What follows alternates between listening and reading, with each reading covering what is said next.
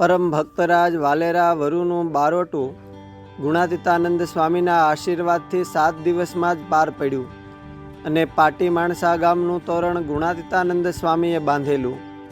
સ્વામીના આશીર્વાદથી એમના વંશમાં સત્સંગરૂપી વટવૃક્ષ ઘેઘૂર થયેલું હતું.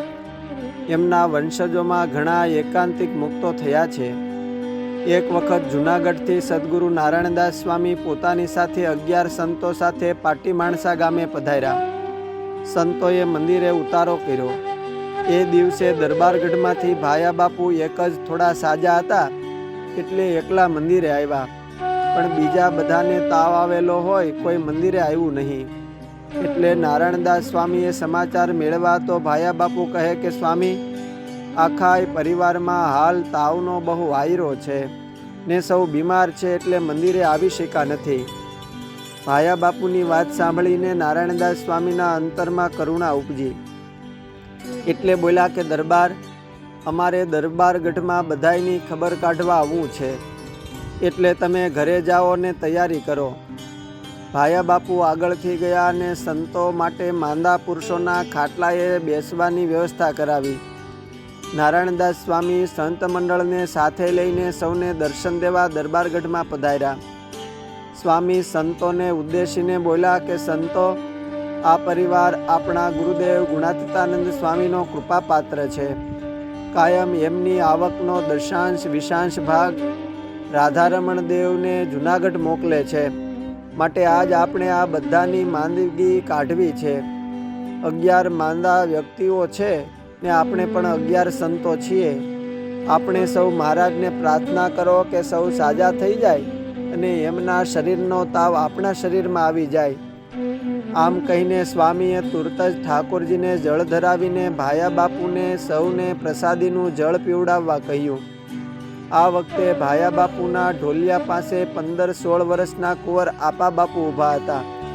એમના ઉપર સ્વામીએ રાજી થઈને હાથ મેલો.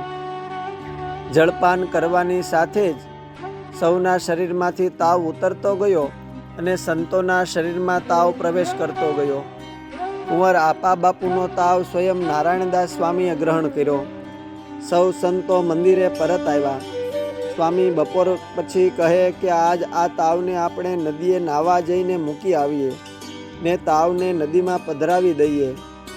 બપોર પછી દરબારોએ ગાડા જોડ્યા અને સૌ સંતો ગાડામાં બેઠા અને ઉનાના રસ્તે ચાલતા મચ્છુંદરી નદીના કાંઠે આવ્યા. સ્વામીએ સૌ સંતોને કહ્યું કે આજ શ્રીહરિની આજ્ઞા મુજબ તમે સૌ સંતો વર્તા એટલે અમને રાજીપો વર્તે છે. સૌ નદીમાં નાહી લ્યો એટલે આપણે તાવને નદીના પાણીમાં વહેરાવી દઈએ. સૌ સંતો નદીમાં નાહ્યા. સ્વામીના વચન સિદ્ધપણાના પ્રતાપથી સૌ સંતોને તાવ જતો રહ્યો. જેવા સૌ સંતો નાહીને પાણીમાંથી બહાર નીકળ્યા એ વખતે જળવા ફૂલ જેવા થઈ ગયા. સાથેના સૌ હરિભક્તો સ્વામીના એ પ્રતાપને જોઈ રહ્યા. આગળ જતા આ પ્રસંગને કુંવર આપા બાપુ કાયમ કહેતા કે મોટા સંતની કૃપા ન્યારી જ હોય છે. હું 5 વર્ષનો હતો ત્યારે નારાયણદાસ સ્વામીએ વર્તમાન ધરાવ્યા છે અને નારાયણદાસ સ્વામીએ મારો તાવ લીધો પછી મને જીવનભર ક્યારેય તાવ આવ્યો જ નથી. જીવનમાં ક્યારેય કોઈ દવા લીધી નથી. આપા બાપુ પોતે સદગુરુ ગોપીનાથદાસ સ્વામીના પણ કૃપાપાત્ર હતા અને પોતે ગામધણી દરબાર હોવા છતાં જીવનભર પોતે આત્મનિવેદીપણે વર્તતા. પોતે સ્વયં પાકી હોય હાથે રસોઈ કરીને જમતા, રોટલો કરતા. ક્યારેક ચૂલે તાવડીમાં રોટલો તૂટી જાય તો એ હસતા હસતા કહેતા કે મારો પકાવેલો રોટલો હું ને મારા મહારાજ 2 જ જમી શકીએ, બીજાનું કામ નહીં. આપા બાપુ સંત અસંતને સારી પેઠે ઓળખતા અને મોટા સંતોને સેવીને એમનો ખૂબ રાજીપો રળેલો. એમ છતાં જ્યાં જેવું કહેવું ઘટે તે તેઓ નિધડકપણે કહીને પણ સંભળાવતા. દરબાર આપા બાપુ ઉપર સદગુરુ નારાયણદાસ સ્વામીનો અપાર રાજીપો હતો.